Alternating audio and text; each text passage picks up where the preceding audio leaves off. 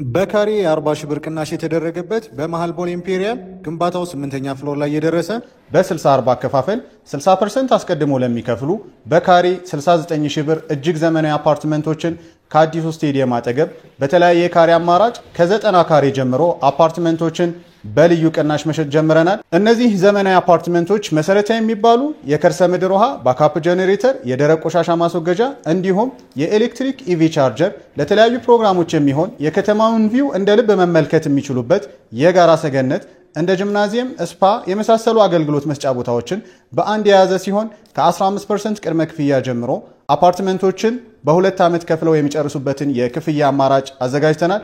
ታዲያ የዚህ የ40% ቅናሽ ተጠቃሚ ለመሆን በ0929 04 8808 ወይም በ0979 08 81 49 ቢደውሉ ሙሉ መረጃውን ማግኘት ይችላሉ።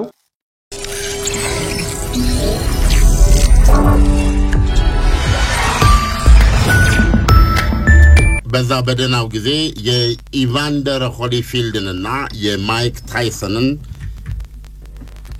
ጆሮ ዋለ ድምጽ በደናው ጊዜ እንደ ዛሬ ሳይጎብጥ ታይሰንን ቀንሶብኛል። አንድ መደበኛ ሰው ነው ይመስለኛል አሁን ሳይው ታይሰን አዎ በዘመኑ ግን አንድ ተራሰው ብቻ አልነበረም እንዴ? ታይሰን በዘመኑ ታቋለ። አዎ የኢቫንደር ሆሊፊልድ እና የታይሰንን የከባድ ሚዛን ቡጢ የሚያስንቅ አንድ ዓለም አቀፋዊ ፍልሚያ ፈንድቷል ወደ አሜሪካ። ቦታው ዋይት ሃውስ ዩናይትድ ስቴትስ አሜሪካ። ተዋናይ ፕሬዚደንት ዶናልድ ትራምፕ እና የምድራችን ቁጥር 1 ቢሊዮነር ራስ ብሩ ኤለን መስክ ናቸው። ራስ ብሩ ናቸው እሳቸው። ሁሉ በእጃቸው ሁሉ ወደጃቸው ነውና እነዚህ ሁለት ሰዎች እንዲህ አይነት የለየለት ፍልሚያ ውስጥ አይገቡም ብያስ ቢያላቅም ማለት አንዱ ሲናገር አስተያየት እቺም አሜሪካኖች አስተያየት ደስ ይለኛል። ቢያንስ እስከ ነሐሴ ግን ይደርሳሉ የሚል እምነት ነበረኝ። ኮዲው እንዴት ከሰኔ ያደረጉት የነው ሁለቱም የራሳቸው ኢጎ የሚመራቸው ሰዎች ናቸው። ባለሀብቶችም ናቸው ሁለቱም። የሀብቱ ነገርኩ እኮ እሳቸውም በቢሊዮነር ናቸው። እሱም ቢሊዮነር ነው። ግን ትልቁ ነገር አለ ሰልፍ አክቹዋላይዜሽን የሚባለው። ዝናኛ ልትሆን ትችላለህ አንድ ነገር ነው አይደል? ብርማ ልትሆን ትችላለህ ይሄ ሌላ ነገር ነው። ሁለቱን ታጣምራለህ ደግሞ። አዎ ባለስልጣን ስትሆን ሶስቱንም ነው የምታማክረው። አሁን ቤዚካሊ የምናየው ነገር ምንድነው? በብር ይበልጣቸዋል ዶናልድ ትራምፕ። አዎ የስልጣኑ ማማ ላይ ቁጭ ያሉት ግን እሳቸው ናቸው። ቆርጣሉ አንዳንዶቹን ሰርዛለሁ ብሏል። አዎ ከመንግስት ጋር ነገሩማ እኮ እንዳልነው በገንዘብ አይደራረሱም ሁለቱ ትራምፕና ኤለን መስክ። ግን በስልጣን እኮ ከፋም ነው መሳቸው ስር መቀመጥ ችሎ ነበር። የእሳቸውን ያህል ስልጣኑን አይጨብጥ እንጂ ከምንም ተነስቶ ለዚያው የዛሬ 6 ወር የእሳቸው ስልጣን ከመያዛቸው በፊት ተራ አንድ ዜጋ የነበረ ሰው አንድ መስሪያ ቤትን መምራት የሚያስችል እዚህ አማርኛ ላይ ከፍተኛ ረምት ጠይቃለሁ። አንድ ባለው አይደል ተራ ዜጋ ሆኖ አቅም የለምስ ማለት ከስልጣን አንፃር ካየው ተራ ዜጋ ነው ከስልጣን አንፃር። ምክንያቱም በየትኛውም የመንግስት ስልጣን ውስጥ አልነበረም። አሁን የእሳቸውን መምጣት ተከትሎ ካፈሰሰው ዶላር አንፃር አውሮ ወደ ዋይት ሃውስ የገባ ሰው ነው። አይ ቲንክ ዋይት ሃውስ ውስጥ ሊገኝ የማይገባው ሰው ነው አይደል? እንደዛ ካለ አሜሪካ ውስጥ በብዙ ሺህ የሚቆጠሩ ሀብታሞች አሉ። አንዳቸውም ገብተው ያውቁ በሱ ደረጃ ያሉት እነ ቢል ጌትስ መጥቀስ ትችላለህ። ከዛ ቤትም የነበሩትን ሰዎች እሱ ግን ከፋነማም ስልጣን ይዟል። ያ ዋናው ነገር እነዚህ ሁለት ጃያንቶች እንዲህ በቶሎ ለእንዲህ አይነት እንታስላንቲያ መብቃታቸው አሜሪካ እግዚአብሔር ይንሽ የሚያሰኝ ነው። ሁለተኛ መቼም አበሻ ጥንቅቅ ያሉ ዕውቀቶች አሉት በተረት የሚገልጻቸው በተሞክሮ የተረጋገጡና መዝገብ ላይ ለሚቀጥለው ትውልድ የተቀመጡ ናቸው። ሐቅነታቸው ጥያቄ የለም። የባለጌ ሚስጥር ሲጣሉ ይወጣል። ይሄ በትክክል አሁን ይሄ በእንግሊዝኛ ተተርጉሞ በመላክ አለበት ለዋይት ሃውስ። አዎ ለማመን ያስቸግራል ምን እንደተባባሉ። ኤለን መስክ የአሜሪካውን 47ኛ ፕሬዝዳንት ዶናልድ ትራምፕን የህፃናት አባላጊው አውሮፕላን ሙሉ እድሜያቸው 13 14 የሚሆኑ በአብዛኛው የድሃ ልጆችን እያስመለመለ በተለያየ መንገድ ሹኝ ይያለ ዳብሱኝ ይያለ ብዙ ነገር በመስራትና እነዛን ደሞ በተራቸው እቺን ያህል ብር ሰጣቸው አርያን ጥቂት ዶላር 10-12,000 በማድረግ ከትምህርት ቤት ሌሎችን ይዘው እንዲመጡ ያደረገ በዚህ መንገድ በሊስት ይዝና እሱን የመሰሉ ደግሞ ዋልጌ ባለስልጣኖች ዝነኞች ባለገንዘቦች ለእነዚህ ሰዎች በአውሮፕላን አለው ይላል ተሳፍረ አንድ ደሴት አለው እሱ ሚያሚ ሶዶምና ገሞራ ትችላል ደሴት የሱ የራሱ እና እዛ ተሄዶ የሚደረገው ነገር ለሰሚ ጥሩ አይደለም። ይሄ ሰውዬ የነውሩ ብዛት ያን ያህል ከመሆኑ የተነሳ ነው ምነግረ ራሱን አንገቱን ንቀርቦ ሞተን የመረጠው ገብቷል።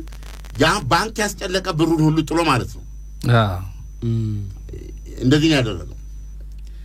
ይሄንን የሚያደርጉት እነማን ናቸው? የጄፍሪ ኤፒስተን ተሳፋሪዎች፣ መደበኛ ተጋባዦች፣ የገሃነም ደሴት ተዋናዮች ማለት ነው ሲባል ፋይሉ ጥቅ ብሎ ሞልቶላል። እዛው የፕሬዝዳንቱ ስም አለ ነው አላልኩም።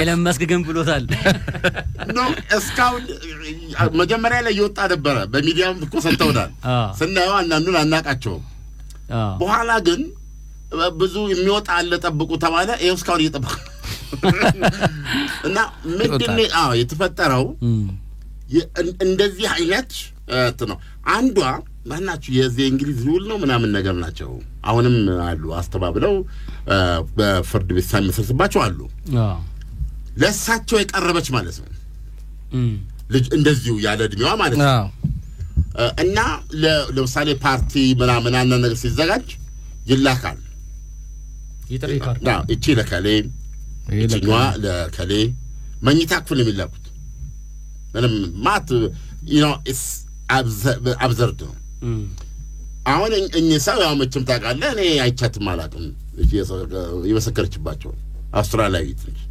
አይቻትም አላውቅም ሰምቼም አላውቅም እንደዚህ አይነት ሴት ብለው በጀርባ ግን ሄደው ለምን ዝም አትይም ብለው ረብጣ ጃሃዩ $1 ሚሊዮን ሰጥቷታል ያን እንግዲህ ብዙ ብር ነው ዝም ብለ ብሩን ስታስብ ኦፍ ኮርስ ልጅቷ ግን በዛ ውስጥ ያለፈችበት ነገር የፈጠረባትን ትራውማ መቋቋም ስላልቻለች የዛሬ 15 ቀን ገደማ ነው ራሷን ተቆጣቸው አያ ጄፍሪ ኤፒስቴን እዛ ሊስት ውስጥ ዶናልድ ትራምፕ አሉበት ዝርዝሩ እንዳይወጣ የተደረገው እሳቸው ስላሉ ነው በተፈለ እሳቸው በምርጫው ጊዜ ደግሞ ማንኔ ባተናሉ አሉ ስልጣን ላይ እንደው ባተናሉ አሉ ከዛ የፍትህ ሚኒስትራቸውን ልቀቃሉ የለቀቁት ከዚህ በፊት ቀርቦ ወጣው ነው የለቀቁት የተለቀቀው መጀመሪያ ገፋ ደስ የሚል ስህተት ከዛ በኋላ ፍትህ ሚኒስትሩ ማስተካከያ አድርጎ እነዛን የቀሩ ስሞች አልገለጸም እዛ ስም ውስጥ የገሃነም ደሴት ጎብኚዎች ውስጥ እስማቸዋል ይሄን ብሎ የተናገረው ቡም እኔ ያለው ሱራፍ ያው ፈነዳው እና ናይስ ዴይ ዲጄቲ አላቸው ዶናልድ ጆን ትራምፕ ማለት ተመልከት እንግዲህ እንዴት ነው እየሰማችሁኝ ያለው በጣም አሁን ዋናው ትልቁ ነገር የሁለቱ ጠብ እውነትም የማይመስል 6 ወር መዝለቅ ያልቻለ ከስልጣናቸው በኋላ ማለት ነው እና ሆን ተብሎ የተዘጋጀ ማርጎ የወሰዱ ሰዎች አሉ የፖለቲካ ቲያትር ምክንያቱም አሁን እሱ ይሄን ነገር ሲያወጣኮ ኤለን መስክ እኮ እሱም ከተጠያቂነት አይደለም እኮ አብሮ እዛ ሲጨፍር የነበረ ሰው ነው አይደል እንዴ ኖ ኤለን መስክ በዚህ አይታማም እዛ ጉዳይ ውስጥ ቦታ ላይ መቼም አይደለም ይሄ በፊት የሚያደርጉት እኮ ነው ጄፍሪ እኮ ነው ኤለን መስክ በዚህ አይታማም ኤለን መስክ በጣም ጂኒየስ የሆነ ሰው ነው ሰው በዚህ ደረጃ ኤሊየን ነው።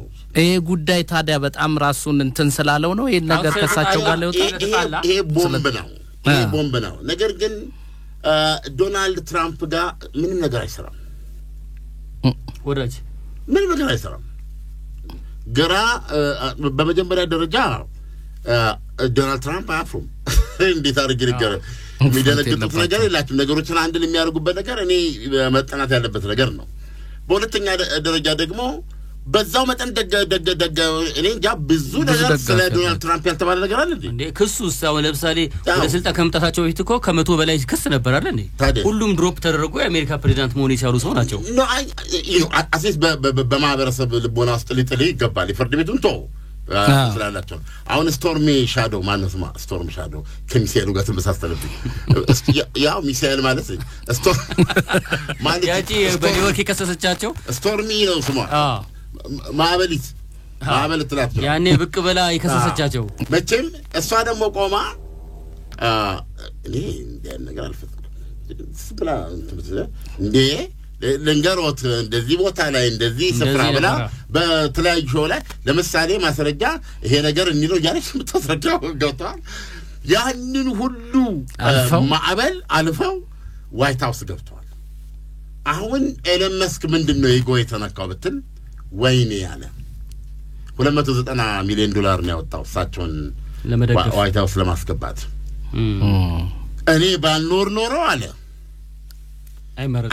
አታሸንፍ ነበር አለ።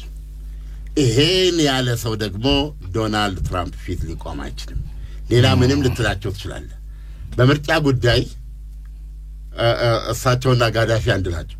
ጋዳፊ ትዝራል ያሉት ህዝቡ ይወደኛል ነው ካሉ ህዝቡ ይወደኛል የዛው ጦርነት ማለት ህዝቡ በጣም ይወደኛል ነው አያችሁ ወጣውን ለኔ ብሎ ነው እኮ ነው ለኔ ብሎ ነው እንደዛ ያሉት። ዶናልድ ትራምፕ በተወሰነ መልኩ እንደዚህ አይነት ሐሳብ አላቸው። ኤኒዌይ የነዚህ የሁለት ሰዎች ግጭት እዚህ ላይ ሲደርስ እሳቸው ምን አሉ? ብዙ ኮንትራክቶች አሉ። እሱ አንደኛውና ትልቁ ከመንግስት ይወሰደው ያ ድጎማ ነው እኮ ያ ድጎማ ነው። ቴስላ ላይ ራሱ የነበረው ድጎማ ስለተነሳ ቴስላ ላይ እኮ የፖሊሲ ድጎማ እኮ ነው ገብቷል። የኤሌክትሪክ መኪናዎችን በብዛት ሊያረጋው የጆ ባይደን አስተዳደር ይሄ ምንድነው ታዳሽ ኃይል የምትለውን ነገር የምድር ባሪዝ የፓሪሱ ስምምነት የአየር ንብረት ለውጥ ዋቴቨር የዛ አካል ነች አሜሪካ። በሳቸው ጊዜ አሜሪካ ተመለሰች ያሉት እኮ በዚህ ትራምፕ እንደገቡ መጀመሪያ ወሰዱት እርምጃ ከዚህ ስምምነት መውጣት ድጋሚ እንደገና አይደል? ጆ ባይደን ደግሞ እንደመጡ ገቡዛ ስለገቡ አሁን የፋሳ ኃይል ፀሐይ የኤሌክትሪክ መኪና ጭስ ይሄንን ፔትሮሊየም የምትለው ደግሞ በሂደት ማስወገድ ነው። ስለዚህ የኤሌክትሪክ መኪናዎችን ይበልጥ መፈብረክ ይበልጥ መፈጠር ለማበረታታት ያው በከፍተኛ መጠን ያለው ገንዘብ ነው በተለያየ መንገድ ተደምሮ በገንዘብ ስለውጣው ማለት ነው። አሁን ዶናልድ ትራምፕ መጡ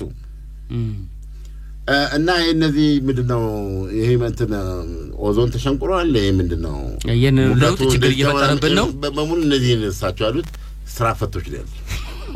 ስራ ፈቶ ነገር የለም። ስራ ፈቶ ነው። ከሳይንስ ጋር አገናኙት። የከሰል ድንጋይ እናወጣለን።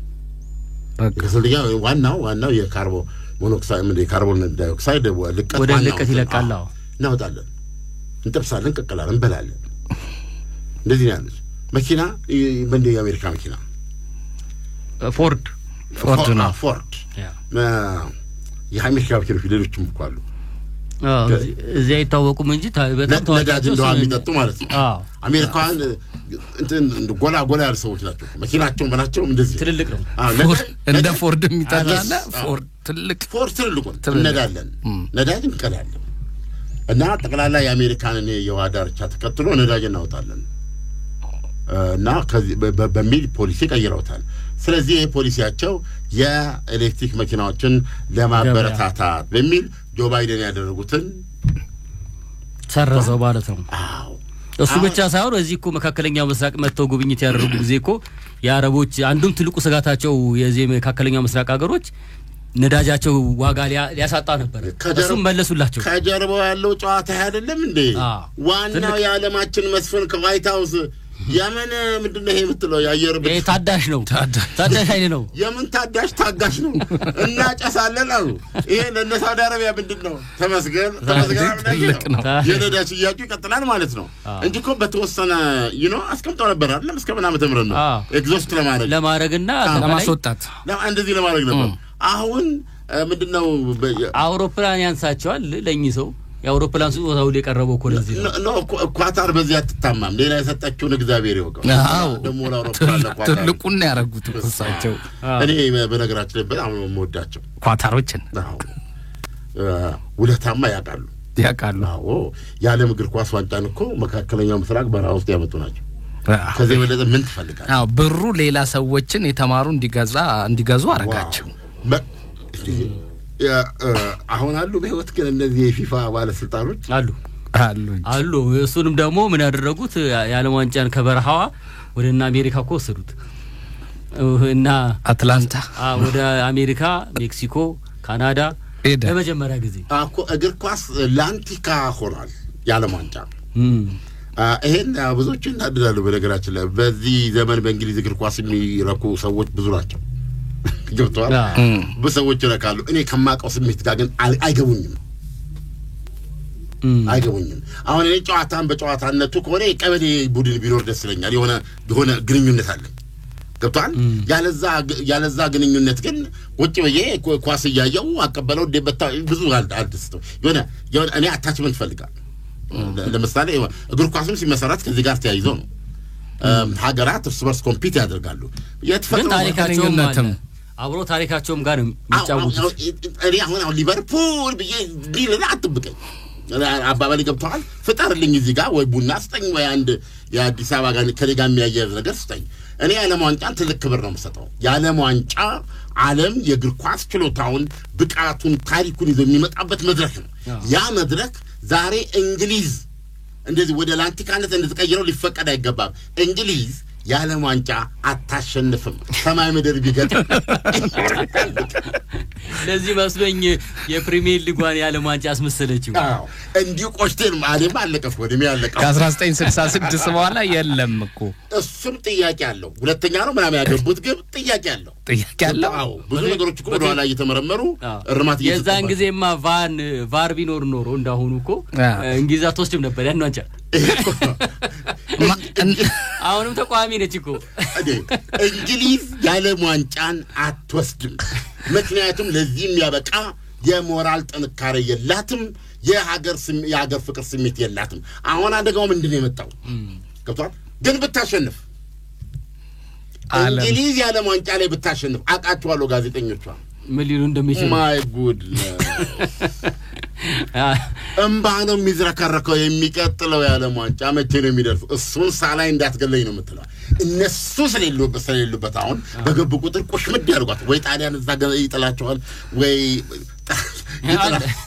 ግን ምን ደስ ይላል አርጀንቲና ሆነዋል እኮ ዋንጫውማ አይኗ እያየ እየሸኘች ነው እንግሊዝ ወሌ የዓለም ዋንጫ ላይ ተሳተፋለች ግን አይኗ እያየ አሁን አለፈው አፋፍ ደርሳ ነበር ከጣሊያን ጋር የአውሮፓ ዋንጫ ወይ ለምን አልቻሉም የታለ የስነ ልቦናው ራሱ ምትምቶች ናቸው አንደኛ ትልቁ እንግሊዝን በጣም ብዙ ሰዎች እየተናደዱ እንደሆነ ይገባኛል አይ እንግሊዝ ክለቦቿ ላይ ያረጋችሁ እኮ አይደል ያን የዓለም ዋንጫውን ስሜት ወደ ክለቦቿ አወረደችውና በዛ ያልቻለ ሙሉ ዓለምን በዚህኛው ዓለምን ያዙት በዚህ ግን አንድ ነገር እዚህ ጋር መናገር ሚዲያዎቹን ለሀገራቸውና ለእግር ኳሱ ያለውን ነገር ነው ታደንቅላቸዋል ከእንግሊዝ ከፉትቦል ውጪ እንዴት እንደሚያራግቡት እንዴት እንደሚሆኑ ይሄንን ነው እንግሊዝን የጎዳት የላቀ ጆርናሊዝሟ ነው የላቀ ጋዜጠኛነቷ ነው ሚዲያው ፕሬስ እንግሊዝ የፕሬስ ሀገር ናት ገብቷል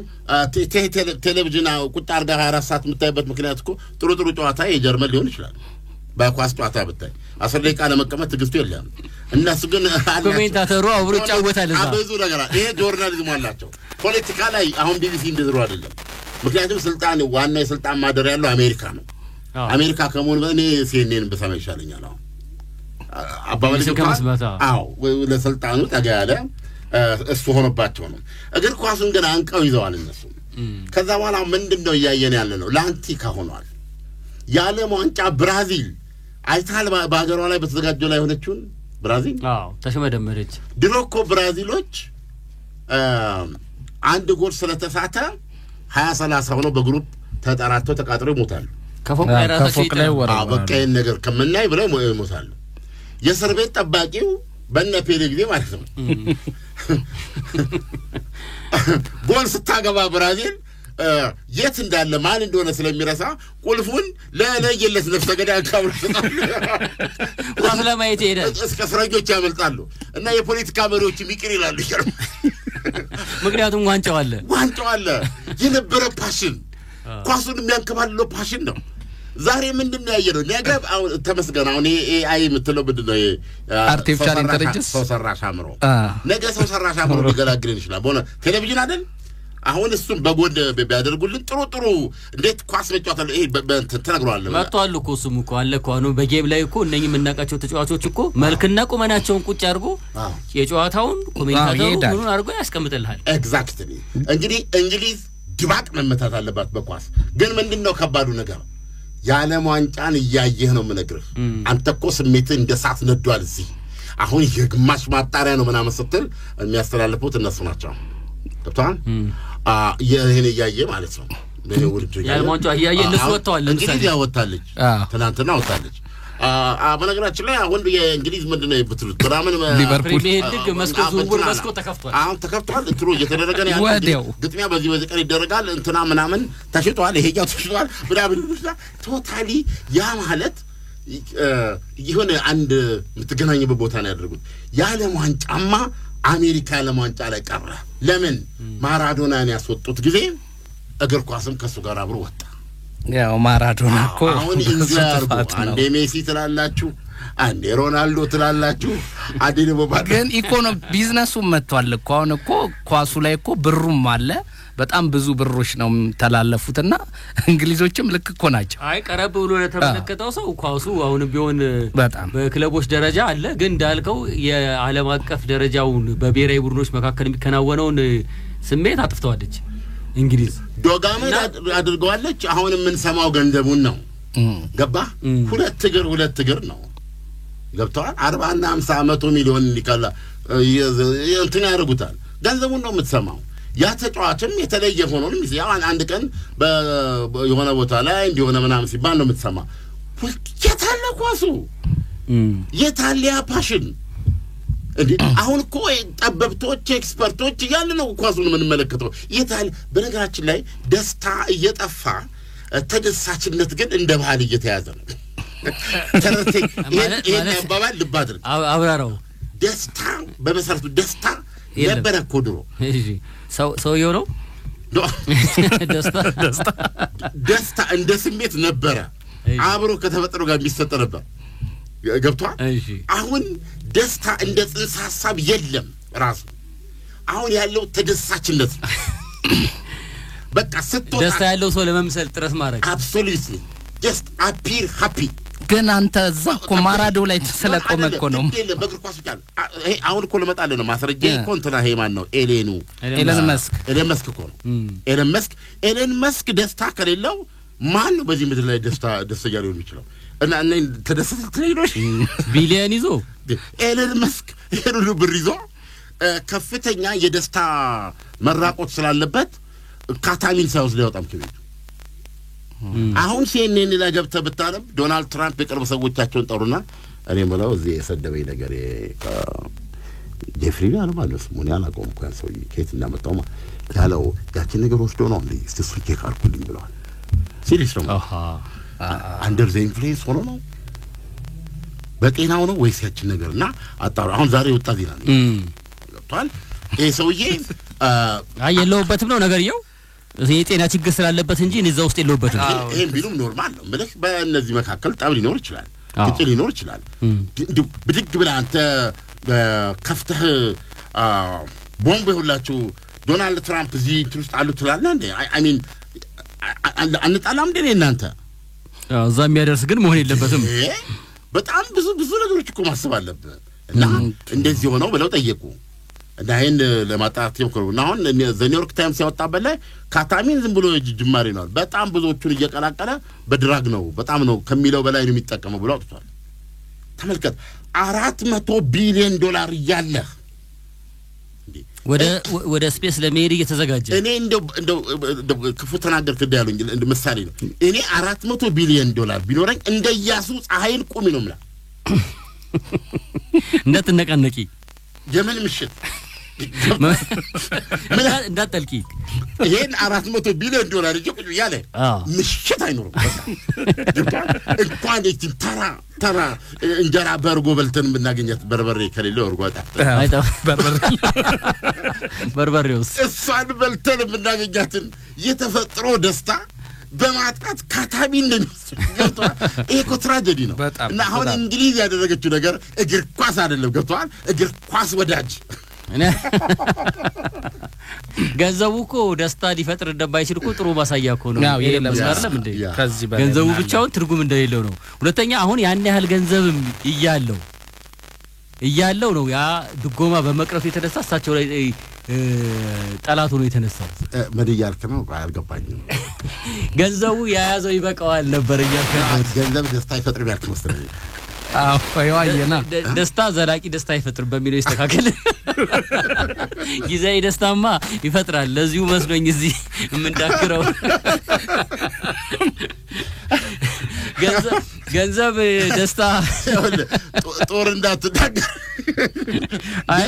ገንዘብ ቂመኛ ነው አይመጣም ቂመኛ ነው ጣልጣል አታርግ ስታወራ ስለ ገንዘብ ጣልጣል አታርግ ገንዘብ አክባሪ ይፈልጋል እኛ በልጅነት የኮሚኒዝም ተናስተምረውን ብር ጣልጣል አርገው እንዲሆነ ይቀራል ካፒታሊዝም የነበረበት ዘመን ቢሆን ኖሮ የድሮ በልጅነታችን ስለ ገንዘብ ጥቅም እንሰማለን እንይዛለን ከዛችን ቋጥረን ደግሞ በገንዘባችን ማድረግ ምን ፈልጋቸውን ነገሮች እናረግ ነበር አሁን ግን እርግጥ ገንዘብ ጆሮ አለው ይባላል በጣም የሚፈልገው ሰው አያገኝም በጣም አጥብቆ የሚመኘው ሰው አለ ስራ ሳይሰራ እሱ ጋር አይመጣም ወል አልገባኝም ማለት ገንዘብ ስራቸውን ስራ ሳይሰሩ ገንዘብ ግን የሚመኙ ሰዎች አሉ ሰው አመትለኝ ስራ ለሰሩ ብቻ ነው ገንዘብ የሚመጣው ከፋውንማም በማናቸው እንግዲህ ስራ ምንለው ነገር ምን አይነት ነው የነ ኤለን መስክ የሚሰሩት አይነትም ስራ ነው መቼም የሚባለው ከጀርባው ምን እንዳለ እናቀም ያንዳንዶቹ የከባርቲዎች የገንዘብ ምንጭ ግን ሰርተው በደም የሚሰሩ ሰዎች ትክክለኛ ስራ የሚሰሩ ሰዎች ያገኛሉ ገንዘብ እኛ መቼም የኛ ትውልድ ስለ ገንዘብ ስቷል ያኔ 16 ሉክ ደብተር ታውቃለህ አስተማሪዎች ኢትዮጵያ ተቅደብ ያለበት እሱ ላይ አስተማሪዎቻችን እየጠሩ ምን ነበር የሚሉት ገንዘብ ነው ሜዳው እንደዚህ የሚባል የተለያዩ መዝሙሮች ነበሩ በሆነ በትግል መንፈስ ነበሩ እና ገንዘብን የሚያጣጥሉ ቀበሌ አልሄድም ነበር ያኔ ተጣርተን የንቃት ይሰጥ ነበር ያኔ እንደመቼም እንዳልፎት የለምማ እና ያውሉታል ንቃት ይስጠኛ ምን ፈልገው የተገናኝተን መሳቅ ነው እና እዛ ደርሰው የሚመጡ ልጆች አሉ ሲሪየስ የሆኑ ልጆች ማለት ነው እና ከነሱ ሰማ ነበር ስለ ኮሚኒዝም በነገራችን ላይ ስለ ኮሚኒዝም ያለኝ ግንዛቤ ዳስ ነው ምንድነው ዳስ ካፒታል ላይ ተመሰረተ አይደለም እኔ እነሱ የነገሩኝ ነው እኮ ኢትዮጵያ ውስጥ እኮ ሌላ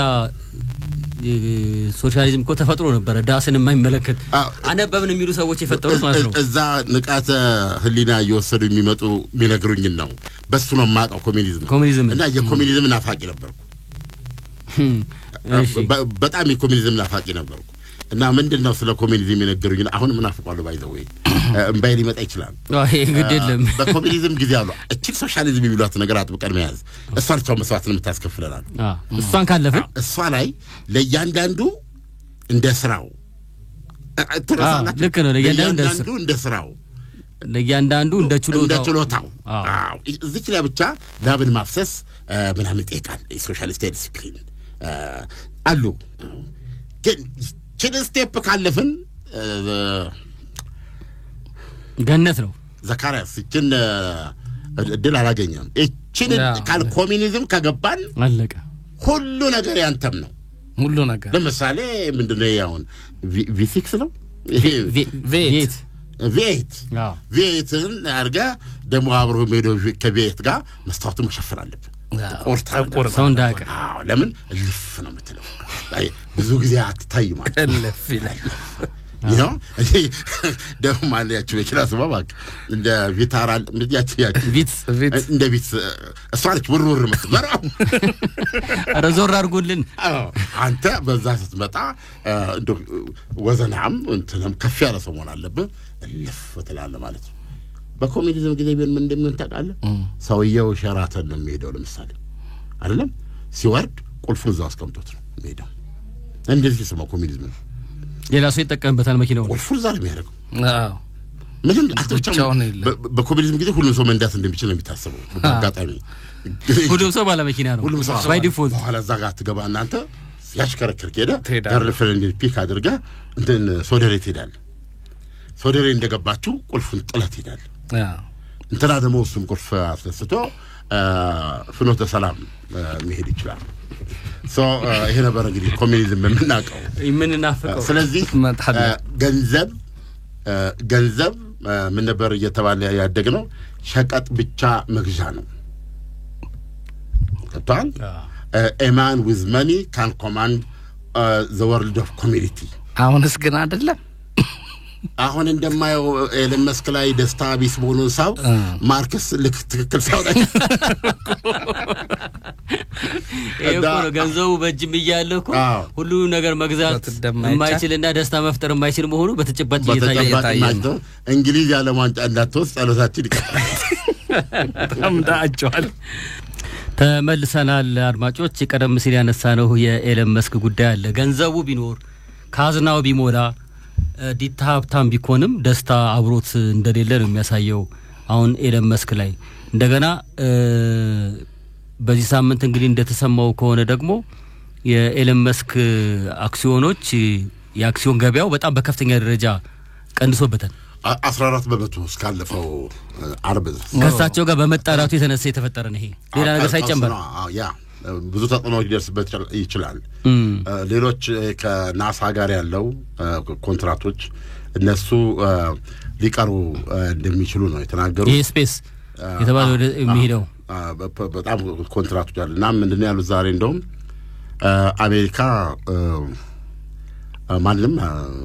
ማንንም አሜሪካ ትኖራለች ያለ ማንንም ማለት ነው እና ያለ ኤለን መስክ እና ኤክሰፕት ሚ አሉ ትራምፕ አሜሪካ ማንንም ምንም ሊጎዳት አይችልም ያለኔ አሉና በኋላ መጨረሻ ላይ ጨመርኩት ለቀልድ ነው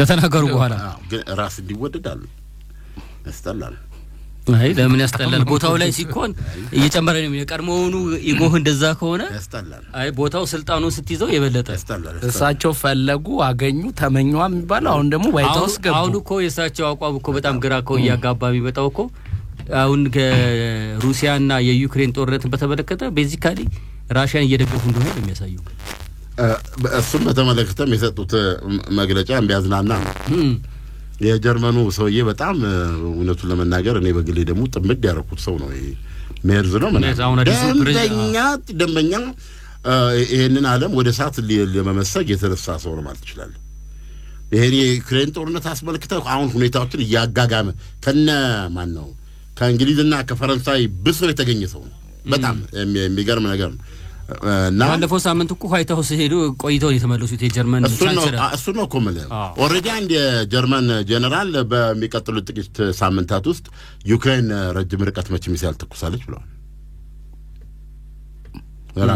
ራሽያ ላይ ያ ምንድነው የሚባለው ቶረስ የሚባለው ሚሳይል አላቸው እስካሁን ድረስ እንቢ ብለው የቆዩት 500 ኪሎ ሜትር የሚመታ ቢያንስ ሞስኮን ጓዳ ጎርጓዳ መምታት ይችላል እና እሱም በተመለከተ ጀርመን ሰጣለች አልሰጠችም ለሚለው ጥያቄ ብዙዎች ባለፈው ጉብኝት አድርጓል ነበር ዘለንስኪ ባዶ እጃቸውን ተመለሱ ነው የተባለው አዲስ መሳሪያ ለጋራ ሚሳኤል ሊሰሩ የረጅም ርቀት መቺ ለሳሚዮን 5 ቢሊዮን ከምናምን ዶላር ይዘው መጡ ነው የተባለው አሁን ግን እና ሁለተኛ ሜርዝ የሚባለው አሁን የመጡት ቻንስለር የነገረው ነገር ምንድነው ከዚህ በኋላ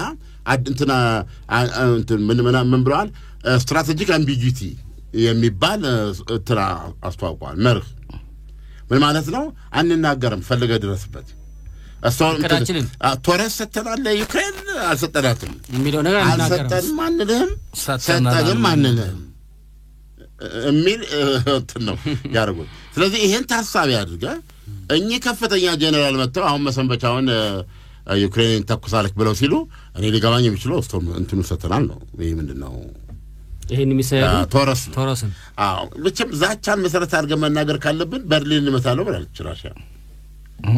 በቶረስ ከተመታው በርሊንን እመታለሁ ብላለች። የጀርመንን ጦር ሰፈሮች እመታለሁ። ምክንያቱም አንደኛ ይሄን መሳሪያ ዩክሬን መተኮስ አትችልም ነው የምትለው። ያው የሚያቀርቡት ቴክኒካል ነገር አለ። ስለዚህ ይሄን የሚሉት ነገር አለና እኚህ ሰውዬ ዋይት ሃውስን በጎበኙበት ወቅት እዛ ጋዜጣ መግለጫ ሲሰጡ ዶናልድ ትራምፕ የተናገሩት በጣም ነው ያዝናናኝ። ገብቷል። አንደኛ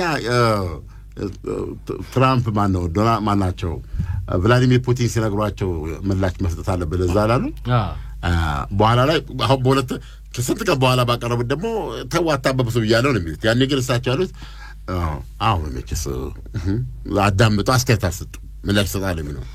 አሁን ምን አሉ? ይሄ ጉዳይ እንዴት መሰላችኋል? አሁን ለጊዜው ይሄኔ ሰላሙን ነገር ልክ እንደ ህፃናት ነው።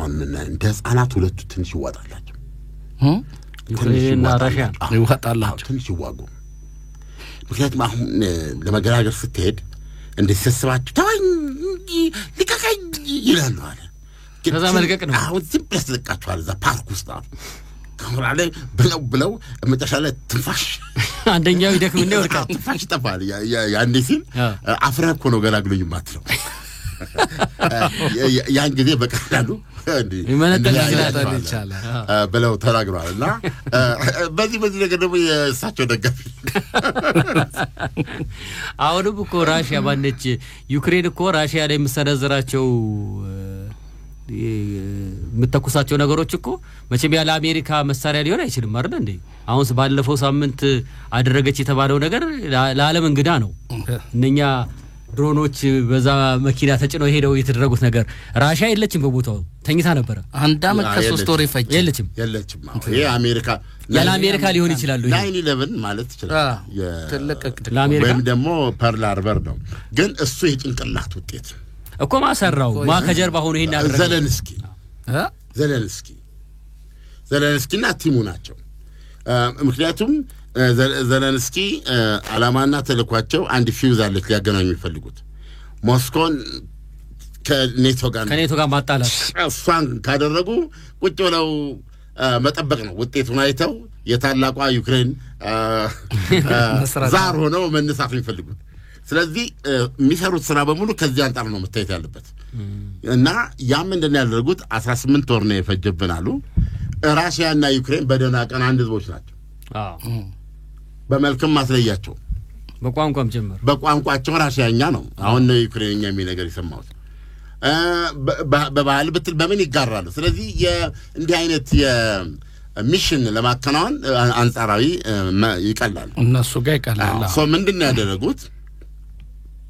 እነዚህን አጥፍቶ ጠፊ ሰዋልዎችን በኮንቴነር መሰል ሳጥኖች አሰሩ። የጥይት መያዣ ሳጥን ከፍ ያለ ነው አደረጉ። ሳጥኑ ላይ የጨመሩት ክሬቲቪቲ ምንድነው? በሪሞት ኮንትሮል ይከፈታል ሳጥኑ። አሁን እሱ ውስጥ እያገቡ ዘጋጉ ማለት ነው።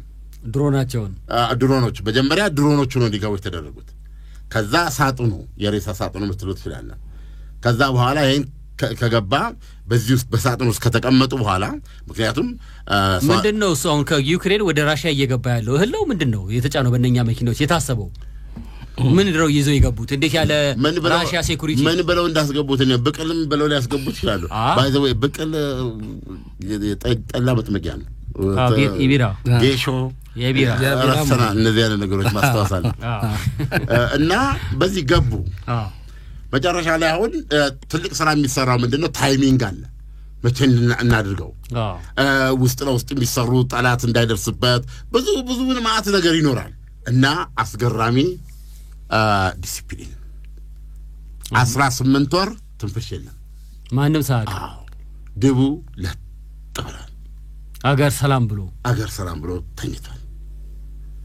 አሁን የዛን ቀን እንትኖች እኮ ኦሬዲ እኮ ቅርብ ናቸው እኮ ትራክተር ገዝተው እኮ ነው የጭነት መኪናዎች ገዝታ ነው ዩክሬን ይሄን ያደረገችው። አዎ የጭነት መኪና ገዝታ ሹፌሮችን ደግሞ ከዚህ ያደርሱ ብላ ስራ ነው እንግዲህ ያገኙት እነሱ። አንደኛው ምናልባት ገብስ ይሆናል ይዙም ሄድ የሚመስለው ገብቷል። አንደኛው በዚህ መንገድ እነዚህ 4 የአየር ጦር ሰፈሮች አጠገብ 4500 ኪሎ ሜትር ውስጥ የሚርቆታ ሁሉ ራሽያ የምታውቀው ነገር የለም። አንድ የምታውቀው ነገር የለም በዚህ ሁሉ እና በዛ መንገድ አደረኩ ነው የምትለው 41 ነው ወደምኩ የምትለው 34% ያለችው ራሽያ 120 ነው ያላት ተብሎ ስለሚታሰብ ነው። አሜሪካ ግን ማስተካከያ ሰጥታለች። ቢበዛ የወደመው 10 ነው የሚል ነው።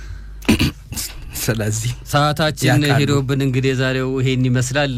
አድማጮች ሳምንት ደግሞ በኤለን መስክና በትራምፕ መካከል ያለው ነገር ምን ደረሰ የሚለው ነገር እናየዋለን። ይሄ ሞኖ እንግሊዝና አሜሪካ አውቆ ነበር አለ።